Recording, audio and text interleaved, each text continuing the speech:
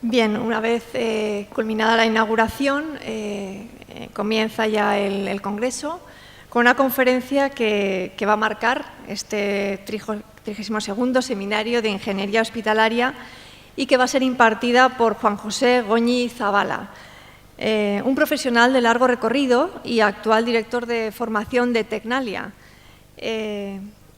Goñi Zabala es doctor ingeniero industrial por la Universidad de Navarra, convertido en humanista, según dice él mismo, así como diplomado en estudios superiores sobre tecnologías y discapacidades sensoriales y físicas por la Universidad de París. Autor de numerosas publicaciones como Talento, Tecnología y Tiempo y cofundador de la primera empresa española de tecnología social, Aptes. Hoy abrirá este Congreso Nacional que nos reúne con la conferencia que lleva por título Innovadores por naturaleza. ¿Por qué resistirnos? Adelante.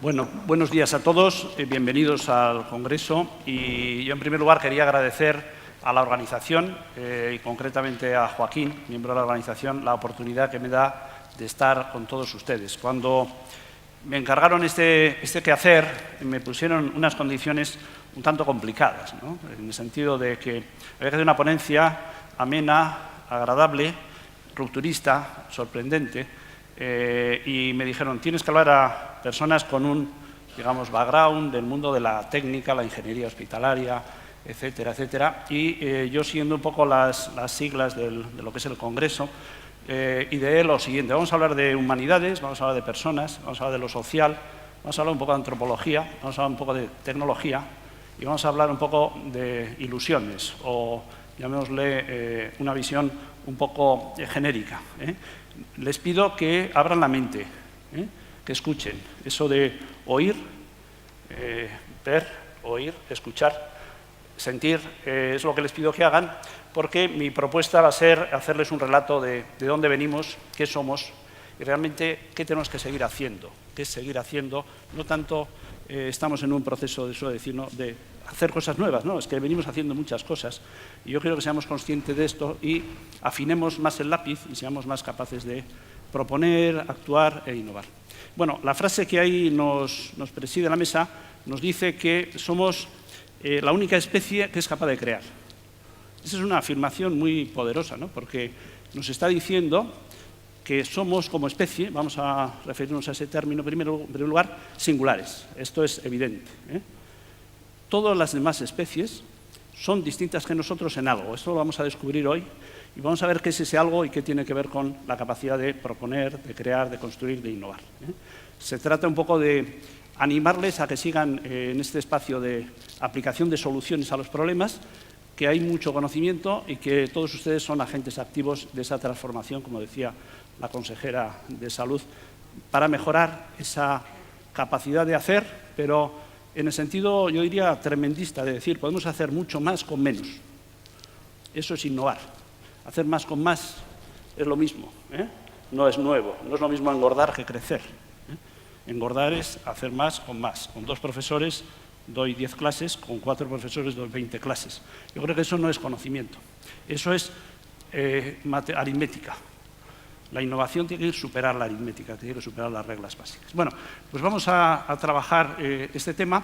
En el transcurso vamos a hablar también un poco, al final nos referiremos también a cómo son las organizaciones, ¿no? Y cómo son las personas frente a la innovación. Es decir, vamos a empezar con un ámbito más generalista, ¿no?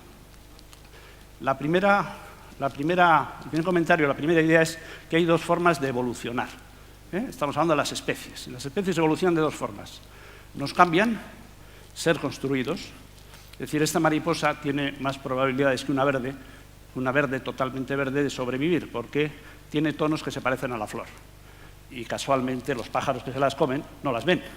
Por lo tanto, ella no decide seguir, ni la verde ni esta, es el entorno el que la hace cambiar. Esto nos decía Darwin, pero hay más elementos en la evolución que lo que nos decía Darwin. La otra forma es cambiamos.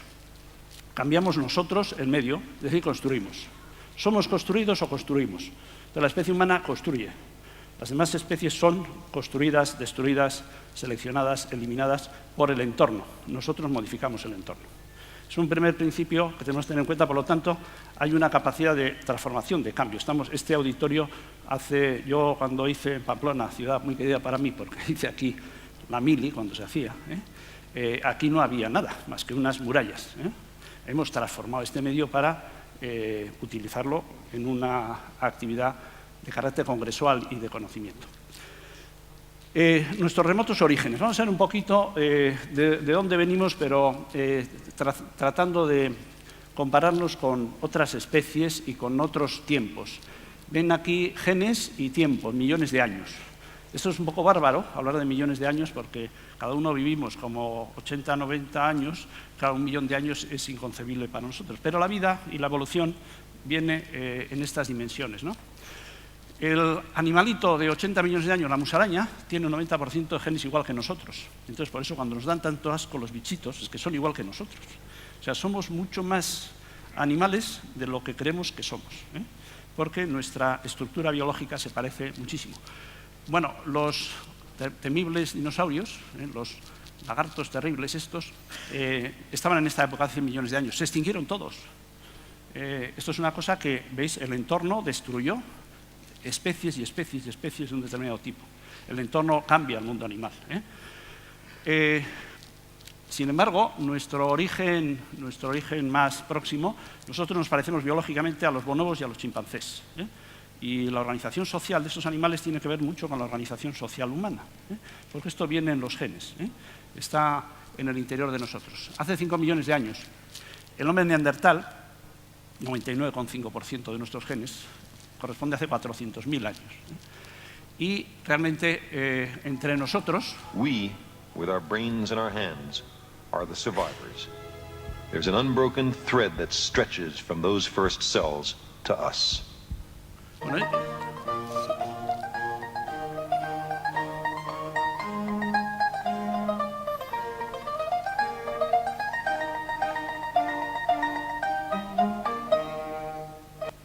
ese vídeo representa la evolución. We, with our brains in our hands, teniendo en cuenta cada segundo que pasa son 10 millones de años. There's an unbroken thread that stretches from those first cells to us.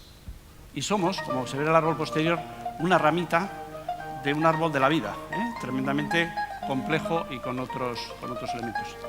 Decía en la anterior transparencia que hoy, entre todos ustedes, tiene 99,7% de genes, o sea que casi, como si fuéramos neandertales en el baluarte.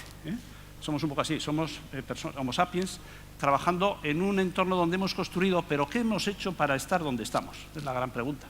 Si biológicamente somos tan parecidos, ¿qué es lo que hemos hecho para estar donde estamos? Entonces, yo lo que les quiero contar es la historia de este señor. Hace 3 millones de años, nuestros antepasados vivían cómodamente en los bosques, y vivían en un bosque con sombra, con frutos, sin que los animales de tierra, véase leones, etcétera, subieran a los árboles, y sin que las aves depredadoras pudieran atacarles, era vivir en una situación de gran confort. Estos animales, por un cambio climático, desaparecen los árboles y se quedan con un enorme problema. Llevaban millones de años, o miles de años, viviendo en un espacio de confort. Y tuvieron que responder o solucionar el problema de ser innovados. Es decir, iban a desaparecer todos porque el león corría más que ellos, la gacela también, el buitre veía a distancia y ellos eran unos, inútiles. Inútiles en el nuevo medio, muy útiles en el bosque. ¿Qué es lo que ocurre aquí? Pues aquí ocurre la inogénesis. Yo a esto le llamo la inogénesis, la gran decisión que tomó alguien, porque las especies no toman decisiones, siempre las decisiones las toman alguien, algunas personas, algunos visionarios, alguien que ven lo que puede venir y toman decisiones. Se planteó la siguiente pregunta: ¿qué camino seguir? ¿Especialista como los demás? ¿Busco alguna especialidad? ¿El correr más? ¿El trepar? ¿El ver de lejos? ¿Alguna especialidad? ¿O abro un camino nuevo? Me convierto en un generalista. Entonces, ¿ser especialista o ser generalista? Es una decisión, desde el punto de vista de la especie, que planteaba lo siguiente. Claro, en las preguntas, si no corro tanto como la gacela, pero si invento un arco que corre más que la gacela, en definitiva, me sirve. Si invento un arco, la gacela corre más, pero yo con el arco resuelvo el problema de otra manera distinta que la gacela, que es no correr, que es lanzar un objeto. Por lo tanto, eso es una capacidad de crear, de innovar, de pensar cosas nuevas. No veo tanto como el águila, pero mi compañero y yo nos subimos en un montículo y me dice lo que ve. Entonces, si mejoro el lenguaje, mejoro la vista. Claro, mejoro el lenguaje, mejoro la vista. ¿Qué tiene que ver el lenguaje con la vista? Mucho. Porque 10 o 6 ojos ven más que 2. Pero si saben hablar, los que ven, porque si no hablan, 6 ojos no valen más que 2. Tercero, no me refugio. Claro, ¿dónde vivían los árboles? No, pero es que ya no tengo árboles. Ahora tengo que construir espacios donde habitar. Por lo tanto, tengo que innovar, tengo que construir la casa. Es decir, que la innovación surge cuando se nos presentan problemas no resueltos y requiere una inteligencia y un riesgo para adoptar cosas nuevas. Pero este Monuma, este señor, lo hizo, ¿no? No me sorprendo. Muy importante, claro, lo peor es que te pillen sorprendido. Por lo tanto, voy a aprender cuando viene el elefante, cómo huele. Y me voy a transmitir esa información al colectivo, de forma que cuando vengan los elefantes ya sabemos lo que va a pasar. Eso se llama la capacidad de prever, eso es la inteligencia. Entonces, todo este proceso de humanización responde no solo a una cuestión biológica, sino a una cuestión de socialización y de desarrollo de capacidades en la especie. Eligió esto, eligió ser generalista. Ser el único, de una manera, si queréis, no sensorial, pero sí global, integral. Es decir, voy a ser diferente porque voy a diferenciarme de todas las especies, porque yo voy a ser una especie generalista. Pero eso me va a llevar a una serie de consecuencias. Es decir, optó por lo diferente. Por eso somos diferentes, por eso estamos aquí nosotros con el baluarte y, por ejemplo, los buitres pues no tienen ninguna catedral montada, porque no la pueden tener, porque son especialistas. Ellos compiten en lo que son buenos y la naturaleza los selecciona con ese criterio. Bueno, este fue nuestro mono genial. Va a estar con nosotros en la conferencia, le vamos a llamar Monuma, y se propuso ser un mono generalista. Pero este propósito de ser distinto trae muchos problemas.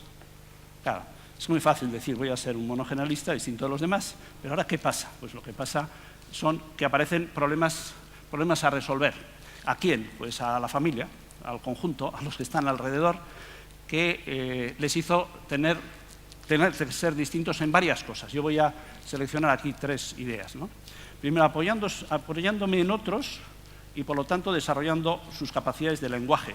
Podían tener, dicen, que algunos simios que viven en grupos sociales tienen 300 gritos para decir si viene una culebra, si viene el enemigo. O sea, hay señales que emiten. Esos 300 signos se tienen que convertir en 5.000 lenguas, en lenguajes, idiomas. Por lo tanto, es característico de nuestra especie ser capaz de desarrollar el lenguaje. ¿Para qué? Para aprender, para avisar y para compartir. Si no tuviéramos necesidad de compartir nada, no necesitaríamos hablar. La comunicación y el lenguaje. Segundo tema importantísimo, considerar que la tecnología es solo la prolongación de nuestra capacidad biológica.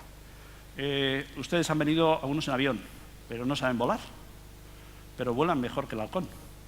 Porque han venido calentitos, con un café, etcétera, etcétera. O sea, la tecnología es la prolongación del cuerpo humano. Yo ahora me opero de cadera y tengo tecnología dentro, concretamente de titanio. Entonces, claro, eso es una prolongación de mi cuerpo, en el sentido de que me posibilita hacer cosas. O sea, la tecnología la tenemos que ver así. Un palo, un arco, una rueda, un quirófano, un coche, un avión, una TIC, una tableta, son prolongaciones de nuestras capacidades básicas de comunicar, de andar, de transportarnos, etcétera, etcétera, etcétera. Por lo tanto, la tecnología es implícita a la especie humana. Entonces ya tenemos 2 piezas, tecnología y lenguaje. Tecnología y lenguaje. ¿Qué es lo que algunos antropólogos dicen? Eso nos hace humanos, nos hace diferentes de las especies. Las especies también tienen tecnología, pero hay algunos chimpancés que con un palito sacan hormigas de un agujero, es cierto, eso es tecnología. Pero nuestra diferenciación en el mundo tecnológico nos lleva a que hemos cambiado el mundo. Hay un mundo natural y hay un mundo que es la que llamamos segunda naturaleza, que es donde nosotros nos hemos instalado, que es las ciudades, los teléfonos, las comunicaciones. Yo cuando uso mucho la autopista, voy de San Sebastián a Bilbao, Yo digo, es que no toco la hierba. ¿Ustedes no han pensado eso? Que no tocan la hierba, ni saben si el suelo está húmedo o seco, no saben nada de la naturaleza porque se han metido en un coche, han ido por una autopista, entre un garaje y han subido un piso. Han pasado el día en un mundo que se ha construido por ustedes, por humanos. Entonces, eso es una naturaleza segunda. Y la tercera, muy importante, es para qué usar el cerebro, ¿no? Los homínidos desarrollan una capacidad cerebral, pero este cerebro que es plástico, que es una gran propiedad, nos permite aplicarlo a cosas para recordar, para pensar, para razonar. Pero tenemos que tener en cuenta, como veremos un poco más adelante, que nuestro cerebro tiene muchas raíces de nuestras ancestrales épocas de simios primitivos. Y que, por lo tanto, la parte de nuestro cerebro que nos permite ese planificar, ese diseñar, etcétera, es una parte pequeña, muy pequeña, porque el resto del cerebro está sosteniéndonos como especie, como elementos biológicos, ¿no? Entonces, lenguaje, tecnología y capacidad y conocimiento, capacidad de aprender, capacidad de prever, nos hacen humanos. Entonces, vamos a avanzar un poquito en algunos ejemplos. Este es uno, el fuego.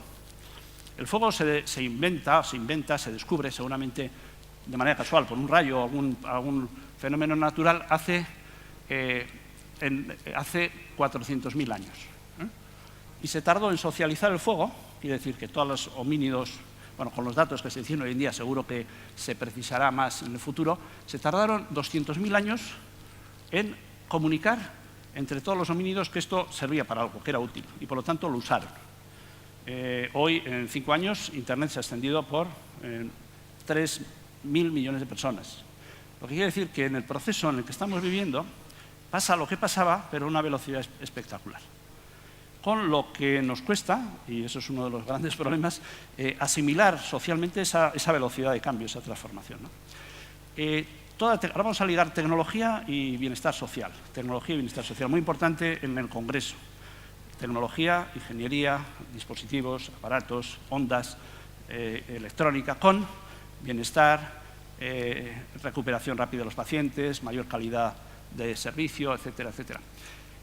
¿Cuáles eran los instrumentos, los beneficios instrumentales del fuego? Permitía hacer mejores herramientas, sobre todo los metales, permitía hacer la cerámica, por lo tanto se podían conservar alimentos, permitía, bueno, la cocción, permitía eliminar de ciertos líquidos, pues no sé, la parte más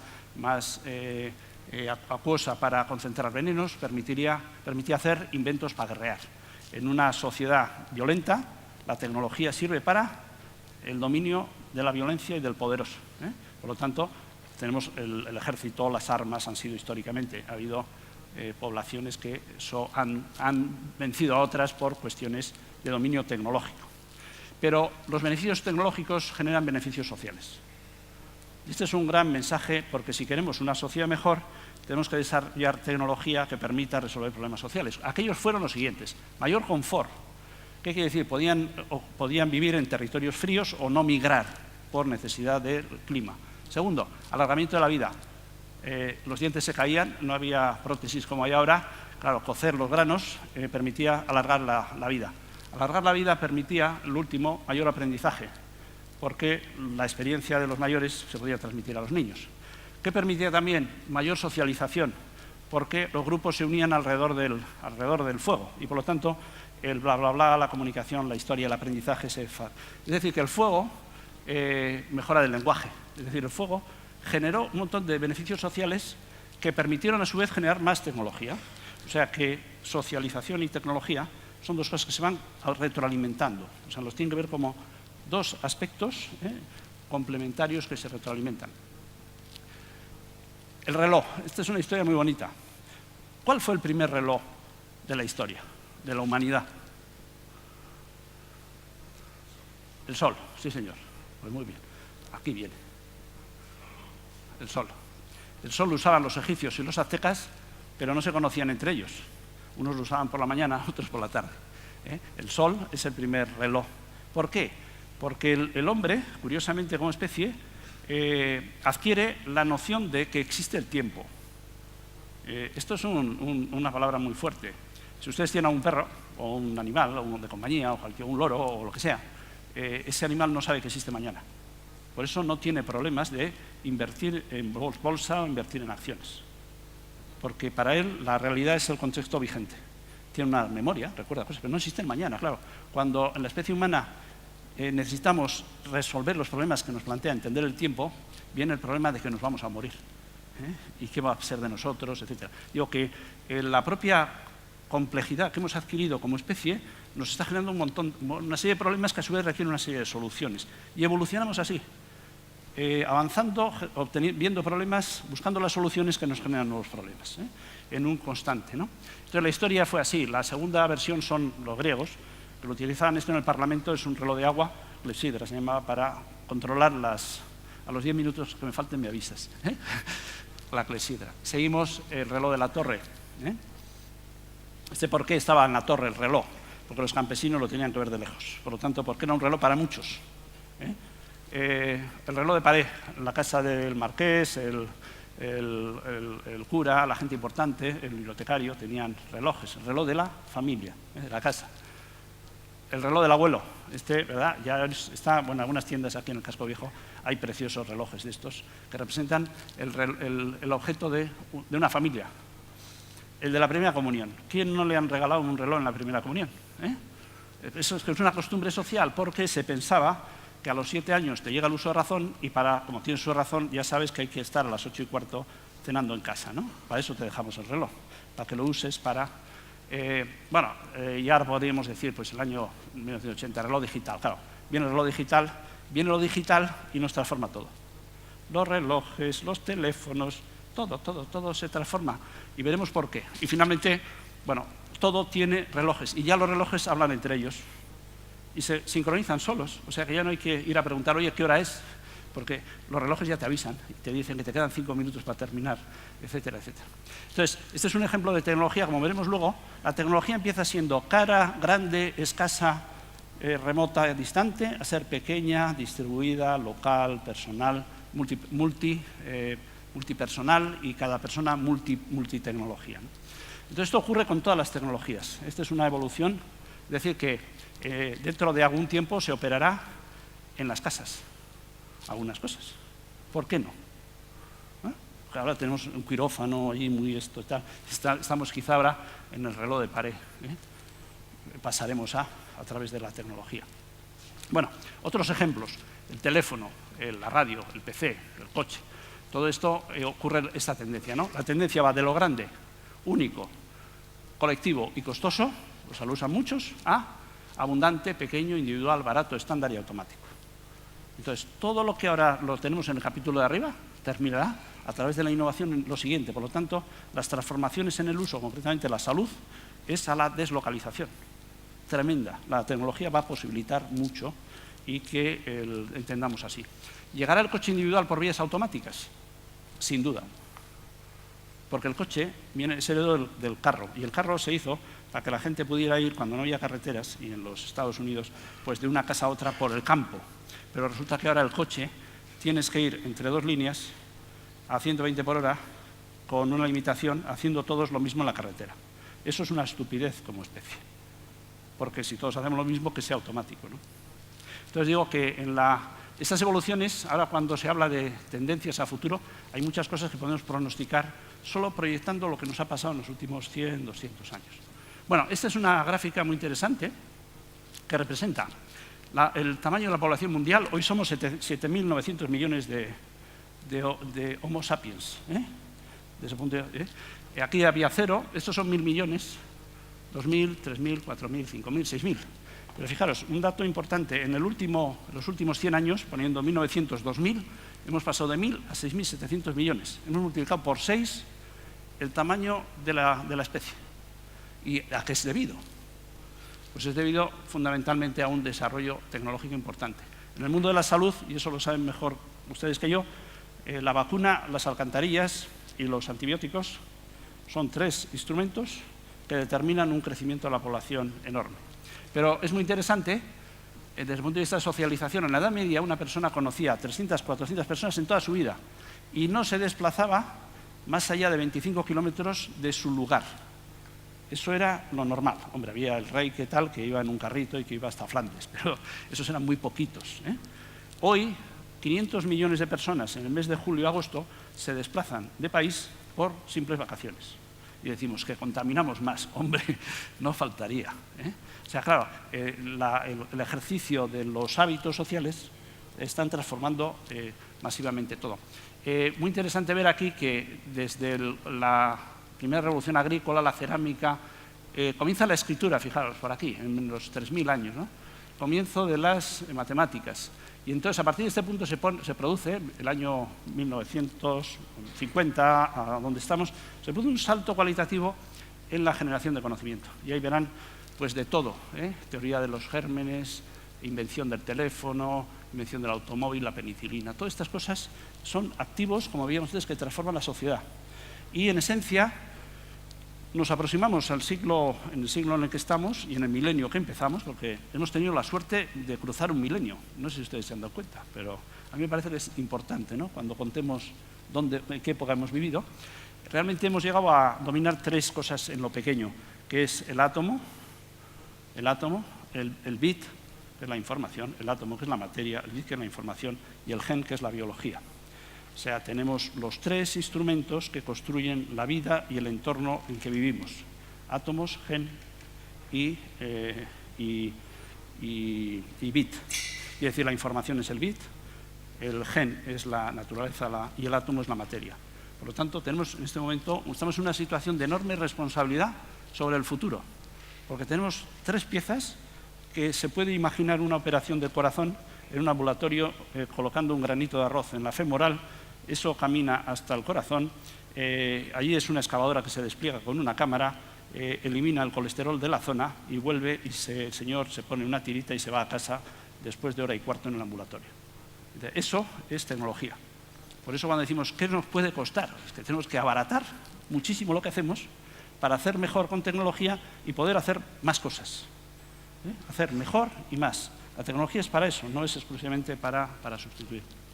Bueno, con 1 millón de personas, con 1.000 millones de personas, que es sobre el año 1800, 1900, el planeta inicia esta revolución, que es la llamada industrial, que, bueno, que de alguna manera sigue existiendo y de alguna forma representa en este momento, por la automatización, una superabundancia de capacidades.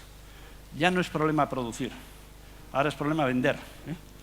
Si alguien tiene clientes que quieren comprar, producir no es problema, ¿eh? Antes lo era. Con 6 millones de personas, el mundo abre otro espacio de revolución, que empieza la revolución de los conceptos. Vamos a hablar hoy un poco, ¿no? La antropología, la tecnología, las ciencias de los servicios. Esto es lo que va a marcar el siglo, bueno, el 2020 y en adelante, es que, así como ahora las ciencias las hemos aplicado a lo material, a lo biológico, las ciencias se van a aplicar a los servicios, a la atención, a la relación, a la continuidad, al espacio de... Por lo tanto, vamos a ver hibridar la psicología con la antropología, con la resistencia en materiales. Eso del pluridisciplinar, etcétera, etcétera, va a ser uno de los requisitos de este futuro. Bueno, la decisión de Monuma fue tal que nos hemos salido como especie de la evolución. O sea, ya no evolucionamos porque los genes nos cambian, no sé qué, etcétera, etcétera. Estamos ya totalmente fuera de ese espacio. Bueno, y esto nos lo dice, pues, no sé, en los temas de las enfermedades del futuro no tienen nada que ver, tienen que ver con los hábitos de vida, ¿no? Y entonces, pues, no sé, pues todos los temas relacionados con la nutrición. Claro, tenemos unos genes que venimos de aquí, tenemos unos genes de abajo, pero nos alimentamos en unas condiciones muy distintas y podemos decir que el hombre ha salido de la evolución natural desde hace tiempo, ¿eh? Y estamos en este momento trabajando en esto. Bueno, vamos a hablar un poquito del cerebro. Yo no soy neurólogo, ni pretendo serlo, pero sí me gusta observar o leer sobre estos temas y sobre todo sacar algunas conclusiones que nos permitan de alguna forma representar o ver qué es lo que nos está pasando, ¿no? El cerebro son 1.300 gramos misteriosos, ¿eh? Ahora se sabe mucho, se empieza a saber mucho de las neuronas, pero en esencia, si lo vemos desde el punto de vista biológico, esto es como una especie de casa de planta baja, planta primera y planta segunda. Y para ir a la planta segunda hay que pasar por la baja y por la primera por la escalera. Es decir, que no se puede entrar por una ventana directamente. Entonces, la primera planta es el núcleo de lo inconsciente. ¿Alguno puede activar el ritmo cardíaco ahora un poco, un 10%? ¿Podéis activar el ritmo cardíaco? No. Ahí lo que hay, ¿no? Pero eso funciona y eso tiene una regulación inconsciente. Quiero decir inconsciente, quiere decir que no controlamos. Ahí está, y ahí tenemos mucho. Oye, ¿cómo te funcionan los riñones? Yo qué sé, ¿eh? ¿Pero yo no puedo hacer nada? Pues parece que no. Segundo piso, muy importante, lo emocional, primer piso. Este controla los pensamientos, las emociones, las sensaciones. Claro, el segundo piso está muy conectado, ¿sabéis a qué? A los sensores, a la vista, al oído, al olfato. Entra en un sitio y dice, qué asco. Eso es segundo piso. Segundo piso, qué asco. Joder, hoy tengo mal día. Eso es segundo piso.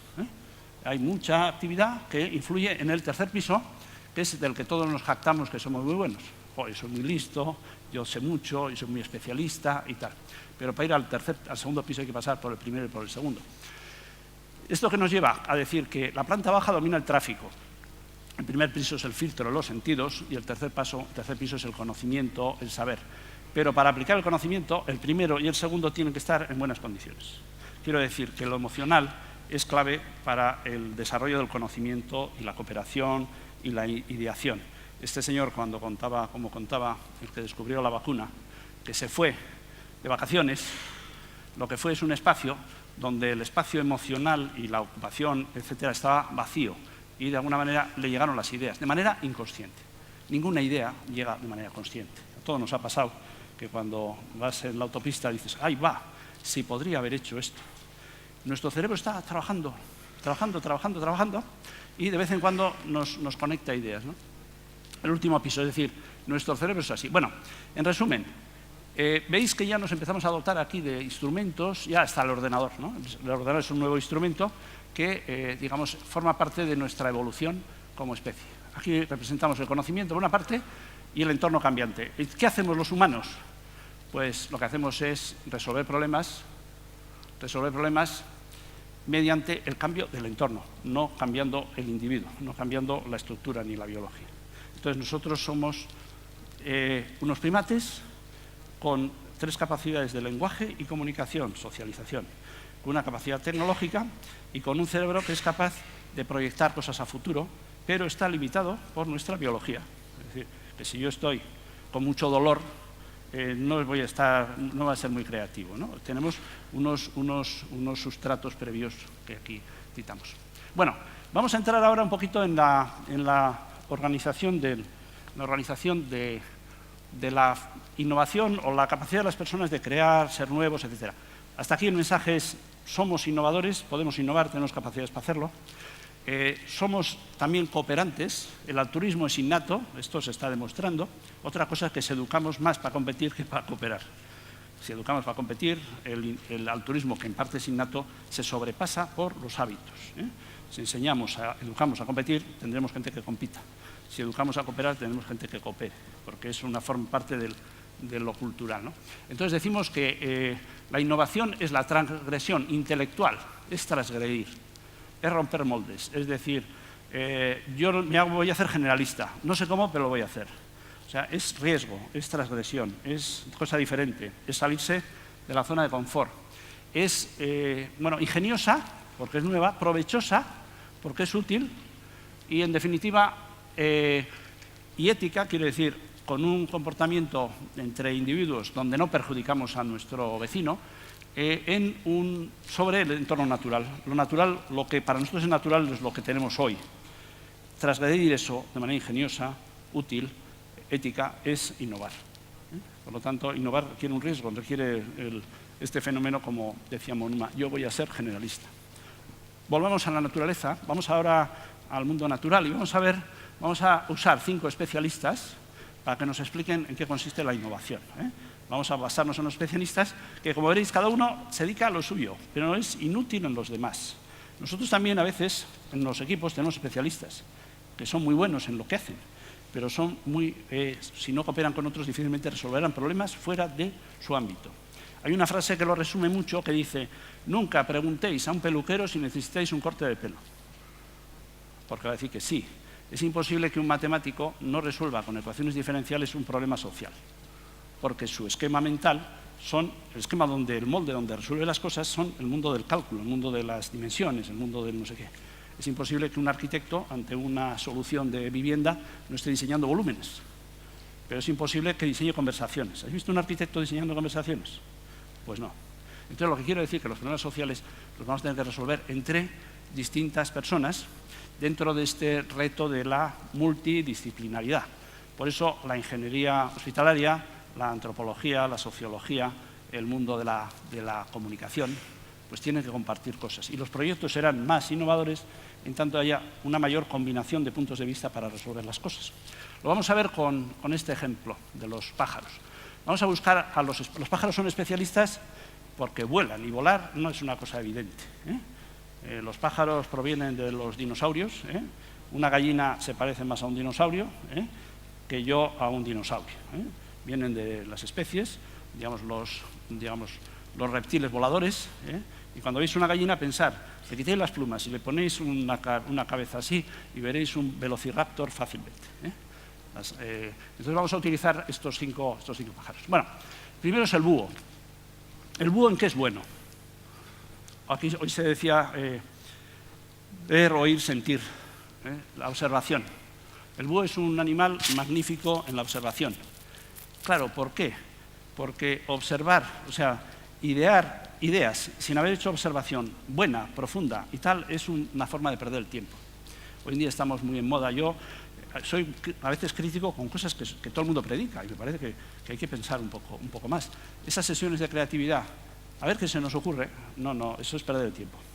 Nos vamos a identificar cuáles son los problemas y cuando tengamos un problema bien, ¿qué se nos ocurre para resolver eso? Esta es la causa de que no funciona ningún buzón de sugerencias. Los buzones de sugerencias fracasan, pero todos insistimos, voy a poner otra vez otro, a ver si funciona mejor la siguiente vez. El problema es que no hay creatividad sin una identificación y sentir el problema. Si yo no siento que el paciente tiene un problema, no se me va a ocurrir nada, porque los problemas los cargamos atrás en espera de ver cosas que nos puedan generar ideas. Es así, la creatividad no existe, es conectividad. No se crea nada, se conecta. Y curiosamente cada un pintor tiene un estilo, es un marco de trabajo, que cuando ve un animal lo pinta con su estilo. Es decir, que él lo que está haciendo es conectar su estilo con la realidad exterior.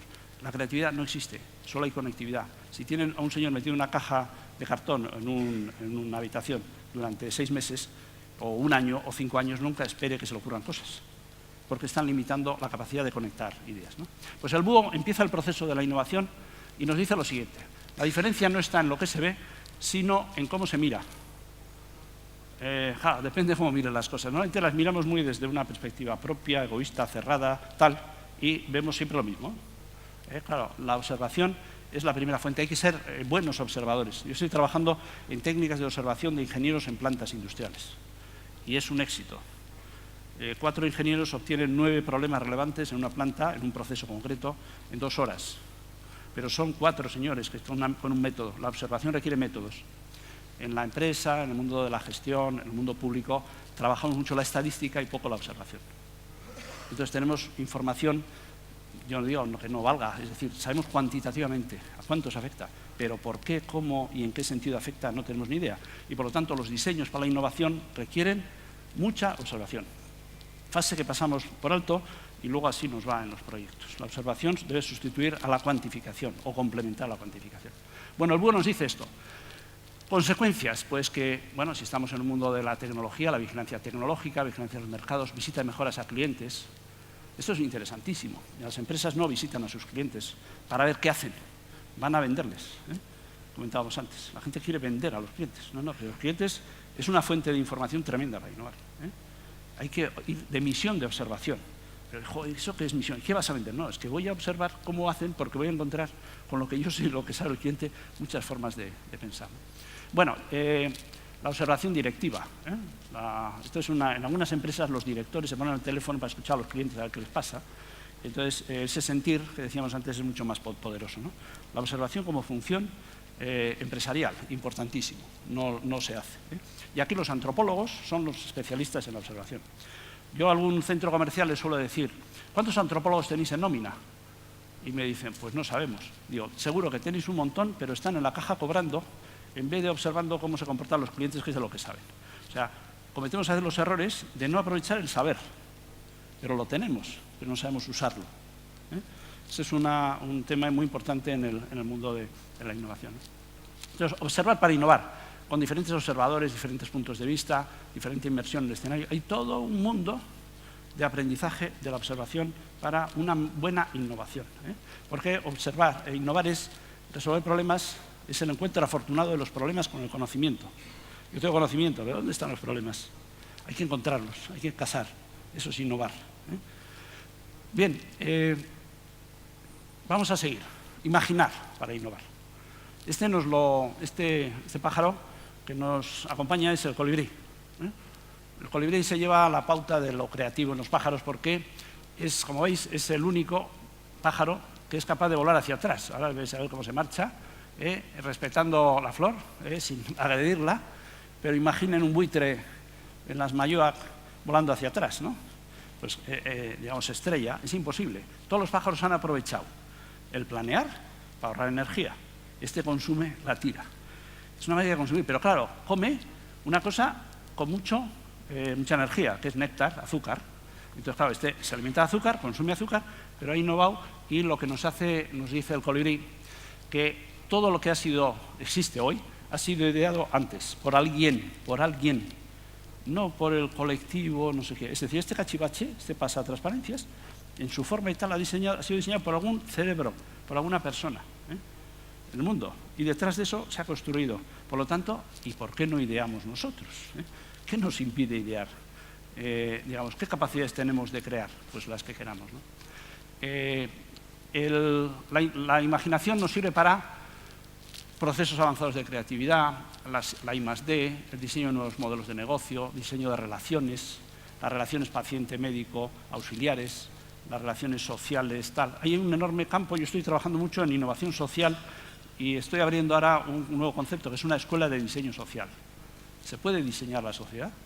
Y los sociólogos dicen, no, se puede estudiar lo que pasa, pero podemos diseñar algunos elementos, por ejemplo, diseñar un hospital, no desde el punto de vista de la gestión o de la salubridad médica, sino del contexto social de relaciones. Se pueden hacer grandes cosas. Bueno, entonces, imaginar el colibrí. El tratamiento de las ideas consume energía. Esto es muy importante. Y esta es muy importante. Pensar no es perder el tiempo. La gente dice, es que estás pensando, venga, ponte a trabajar, deja eso. Pensar no es perder el tiempo, porque supone el proceso de generación de posibles ideas que luego pueden generar enormes beneficios, no al que la tiene, sino a muchos más. Por lo tanto, pensar es una actividad reproductiva, no productiva. Para muchos no es productiva, para mí es reproductiva, y la actividad reproductiva es la que genera la actividad productiva posterior. Bien, el siguiente pájaro es este, la cigüeña. Alguno me suele decir que no es pájaro, que sabe. Bueno, en fin, no quiero entrar en esos debates, pero vamos a... Entonces, ¿qué es la cigüeña? La cigüeña nos representa la persistencia, la capacidad de construir, el construir la idea. Habrán visto siempre las cigüeñas entre el río y la torre del pueblo llevando palitos, siempre, todo el año. Yo no sé si enero, febrero o qué, pero es todo el año. Es decir, es la vocación de construir eso que es nuevo, que se está derrumbando permanentemente. Lo nuevo se va derrumbando si no lo cuidamos. Aquí existe el fenómeno guardería Herodes. ¿Conocen el fenómeno guardería Herodes? Una guardería que se llama Herodes no tiene clientes, pero nosotros hacemos con las ideas de Herodes. Cuando viene a la guardería, oye, podríamos hacer esto, le decimos, hazme un plan económico y de resultados. Eso es liquidar la idea. Porque la idea es tan pequeña, que es como intentar que un chavalito de 2 años pues haga, yo qué sé, corra un maratón. O sea, estamos poniendo pruebas inadecuadas porque sí queremos rentabilidad, pero no es el momento de buscar la rentabilidad, ¿no? Entonces, la cigüeña nos dice que solo el trabajo hace que las buenas ideas sean realidades. Hay que currar. O sea, insiste, vuelve a hacerlo, porque cada vez que des un paso te vas a encontrar un problema y lo tienes que superar. O sea, que es un quehacer constante. Es un quehacer constante para que por primera vez algo funcione. En algún sitio algo funcione. Es que esto ya da un poco de luz. Y a partir de ahí, ¿qué hacemos? Bueno, pues vamos a seguir. ¿Qué nos dice la cigüeña? Pues los proyectos de innovación. Cuando ustedes van a implantar, a cambiar algo, ha habido una observación, ha habido una ideación y ha habido un proyecto. Y este proyecto construye lo nuevo. Y esta es la famosa inversión en I+D+I que hacemos. Construir lo nuevo ahora requiere recursos. Paso a paso, resolviendo problemas. Cada proyecto es un caso. Aquí no hay reglas de decir, mira, todos se hacen así y tal. Metodología para proyectos. ¡Buah! Es un mundo, porque daros cuenta que aquí las razones sociológicas y de intereses pesan muchas veces más que las técnicas. No solamente son las razones técnicas. Bien, la cigüeña es construir. Seguimos. Este pájaro, que es una golondrina, representa el repetir. Claro, si hacemos una cosa nueva y no la repetimos nunca más, esto es como el bully. El bully cada año hace 30 platos y no lo repite más. Por lo tanto, eso no es una empresa, es otra cosa. Es un centro de creatividad en la cocina, sí, pero el concepto empresarial requiere repetir. ¿Cuántas veces ha hecho este viaje la golondrina? Muchísimas. Claro, fijaros la habilidad que tiene para entrar por la ventana. Es que son el primer día seguro que se medio estrelló, pero al cabo del tiempo repite y mejora. Repetir para innovar. ¿Qué nos dice la golondrina? Mi filosofía es estar siempre en movimiento. Si te paras, te caes. Migrar y volver a los mismos lugares, lo nuevo, por bueno que sea, no es útil si no se extiende y mejora. Si no se extiende y mejora. Entonces ya tenemos, la golondrina ha hecho el prototipo y ahora hay que extenderlo. Y esto es otra, cada una de momento que vamos con 4 pájaros, son 4 mentalidades personales. Alguno de ustedes se sentirá más colibrí, búho, golondrina, y vamos con el último. La golondrina dice: capacidad de aprender y extender nuevas reglas, crear hábitos exitosos, hacer norma de lo exitoso. La golondrina dice que innovar es hacer habitual lo nuevo. Eso es lo que dice la golondrina. Sin embargo, el búho dice innovar es descubrir problemas. Y el colibrí dice no, es tener ideas geniales. Y la cigüeña dice innovar es ser permanente, persistente para conseguir que una idea funcione. Todos tienen razón, pero cada uno es bueno en una parte, ¿no? Seguir aprendiendo, extendiendo lo útil. Y por último, el último pájaro que tenemos es este, el pavo real. Esto del pavo, el pavo que representa la exteriorización. Claro, la golondrina es muy discreta, porque lo suyo es repetir, no necesita que le vean, pero el pavo necesita que le vean. Entonces, claro, la innovación también necesita comunicación, necesita imagen, necesita plumaje, necesita ser conocido como exteriorizador de lo nuevo. Si no sabemos que en vuestras instalaciones hay unos buenos profesionales y hay unos sistemas, etcétera, eso en sí tiene poco valor. Si se conoce, tiene más valor. El valor de lo nuevo requiere que sea conocido. En esto hay gente también que puede decir, hay gente que puede decir, no, es que este solo es un pavo, detrás no hay nada, también ocurre. Cuando solo es pavo, no hay golondrina ni hay cigüeña, pues seguramente es un bluff. Y de alguna manera eso es una innovación falsete, que las hay. Bueno, ¿qué nos dice el pavo? Pues dice que si no se reconoce en el exterior el valor de lo nuevo, no sirve para nada. Entonces, claro, tenemos 5 pájaros que, curiosamente, cada uno come cosas distintas. ¿Qué come el pavo? Pues grano. ¿Qué come la golondrina? Insectos. ¿Qué come la cigüeña? Ranitas y cosas de las charcas. ¿Qué come el colibrí? Néctar. ¿Y qué come el búho? Ratoncitos. O sea, fíjate, hasta que los animales, que tienen su especialidad, en la retribución, y eso voy más al área de recursos humanos, la retribución de las personas es radicalmente distinta.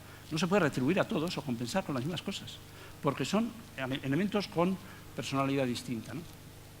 El búho nos dice ser conocido y reconocido, difundir lo compartido, participar en lo nuevo, comunicar el cambio. Aquí la comunicación, los departamentos de comunicación que comunican lo nuevo, las ventajas, la difusión, si no, no ocurre, si no, no se extiende lo nuevo. Bueno, en definitiva, tenemos 5 pájaros que los clasificamos en 2 grandes divisiones. Esto es importante, sobre todo para el mundo empresarial, para vosotros que estéis haciendo proyectos de investigación, innovación, transformación. En el mundo de lo económico se habla siempre de la cuenta de explotación. ¿Suena? La cuenta de explotación. Pero claro, afortunadamente en Navarra habéis, como decía la consejera, pues habéis invertido en la cuenta de exploración, porque vais a incorporar nuevas tecnologías para nuevos proyectos. Hay mucha empresa o muchos cargos directivos que quieren cuenta de explotación sin cuenta de exploración. La cuenta de exploración es la que construye lo nuevo, que representa la I+D+I. Y ahí hay que invertir, poner gente buena, dedicar los mejores, porque si no, la cuenta de explotación no funcionará, el repetir y exteriorizar, si no está bien hecho esto. El símil de esto es, se dice mucho en las zonas costeras, es merluza grande que pesa poco. ¿Conocéis? Cuando ves al pescatero, si tienes confianza, dices, oye, Gorka o Jorge, te ha llegado la merluza grande que pesa poco, y verás cómo todo el público se da la vuelta y dice, ¿quién es este? Qué listo, ¿no? Entonces, muchas veces, aquí queremos, en la gestión muchas veces queremos, no, yo quiero una cuenta de explotación, que es ingresos menos gastos, pero que es investigación, desarrollo, innovación, arranque, tal. ¿Qué porcentaje de la gestión tiene que ser? Pues depende del ritmo. Esto es como si una persona tiene una casa y dice, ¿qué voy a gastar en renovarla? ¿El 8%? ¿El 2%? ¿El 1%? Si gasto el 1% en renovar una casa, al cabo de 15 años es vieja, seguro. Y pasa lo mismo con el mundo de una empresa. Por lo tanto, tenemos que invertir en estas cosas. Bueno, 5 pájaros, 5 actitudes frente a la innovación personales y 5 necesidades de compartir. El vuelo y el suelo no conviven. Eso es así. Segundo, no hay ningún pájaro que lo haga todo bien. Son afirmaciones evidentes. Los pájaros deberían escucharse, pero no lo hacen. Y los cambios requieren visión, energía y tenacidad. Los humanos necesitamos equipos para innovar de forma sostenida. Somos generalistas, cada uno, pero a su vez, dentro de la generalidad tenemos unas especialidades que tenemos que cultivar. Por lo tanto, necesitamos pájaros. Entonces, piensen con sus compañeros de trabajo, piensen qué pájaros tiene usted o qué pájaras tiene, qué pájaros y pájaras tiene y qué combinación debería ser la idónea para que este equipo funcione. Y si no hay un equilibrio entre estos 5 cosas, si tenemos muchos búhos y colibríes, estáis llenos de ideas, pero nadie pone en marcha nada. Si estáis llenos de golondrinas y pavo real, tenéis muchos comerciales y muchas ganas de sacar resultados, pero es que no hay nada nuevo que hacer. Es aburrido, aburrido, aburrido. ¿Entendéis? Entonces, claro, los excesos en la combinación determinan la... Bueno, ya sé que algunos ya os estáis autodefiniendo como golondrinas, colibríes, búhos, etcétera, etcétera. Pero, en fin, podéis luego en el café, si queréis, podéis hacer un pequeño... Bueno, vamos a volver a Monuma. ¿Qué nos dice? ¿Qué nos dice? Desde aquel día de hace 3 millones de años. No sé si sería el 16 de octubre, no había calendario, no había nada, pero en fin, algún día fue.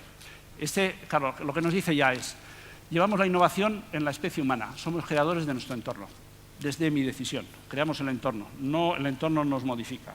Cosa de enorme responsabilidad, de especie. Como especie tenemos una enorme responsabilidad de que el mundo sea como es o sea de otra manera. Y dicen, lo que vamos a dejar a nuestros hijos, sí, y a los siguientes, y a los siguientes, y a los siguientes. O sea, tenemos una enorme responsabilidad más allá de, digamos, de nuestro bienestar próximo, ¿no? Segundo, nuestro cuerpo nos retiene. La gente suele decir, claro, es que resistencia al cambio y tal. Y digo, es que tenemos 2 cosas. Tenemos una biología. ¿Han visto ustedes alguna vez un león haciendo footing por la sabana para entrenar? ¿A qué no? Pues esa parte la tenemos también dentro. Y de, oye, si estoy bien tomando una cervecita, ¿para qué me voy a preocupar ahora de este que se ha caído en la calle y tal?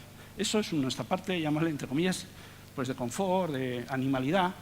Y luego tenemos, pero si se ha caído mi hijo, sí me muevo, porque ese está cerca de mí, ¿no? Y luego tenemos una capacidad de desarrollar cosas por encima de esa animalidad. O sea, tenemos una doble fuerza. Tenemos la fuerza de la capacidad de crear ante un problema y la fuerza de la estabilidad, el confort, ¿no?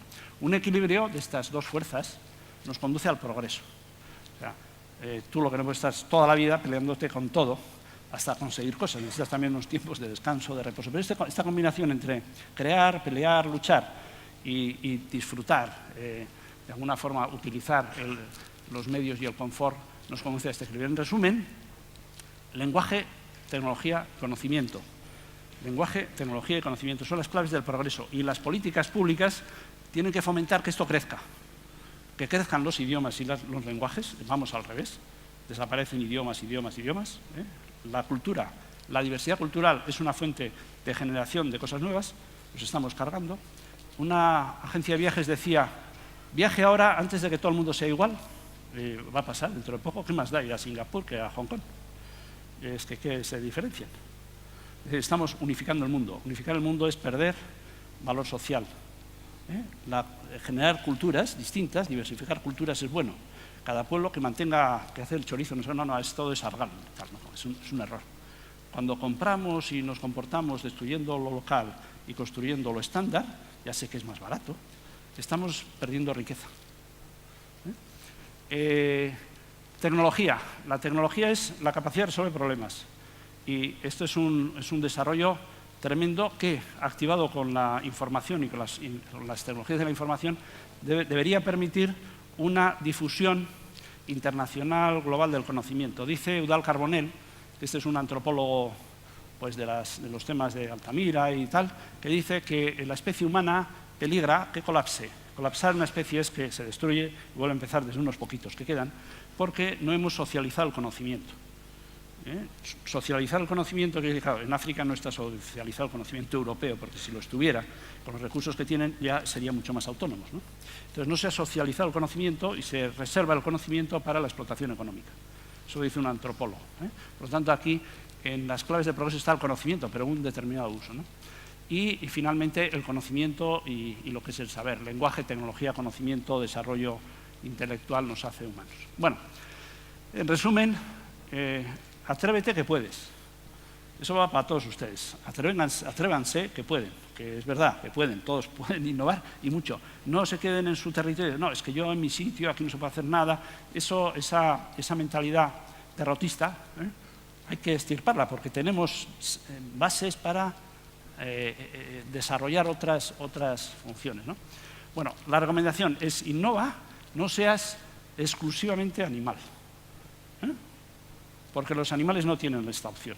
Nosotros sí tenemos la opción de innovar, tenemos la opción de cambiar, de crear, de socializar lo que sabemos, tenemos capacidad de transformar. Y lo que se haga, pues eso, el reloj lo inventó alguien, por lo tanto, lo que vaya a haber en el mundo sanitario hospitalario está por inventar en sus cerebros y en los equipos con los que ustedes trabajan. En definitiva, darle las gracias, dar las gracias a este monuma, a este hombre de ficción, este primate de ficción que os hemos presentado, y también a los 5 pájaros, porque forman parte también de este contexto donde todos vivimos y nos permiten pues, explicar las cosas. Pues nada más y muchas gracias por su atención.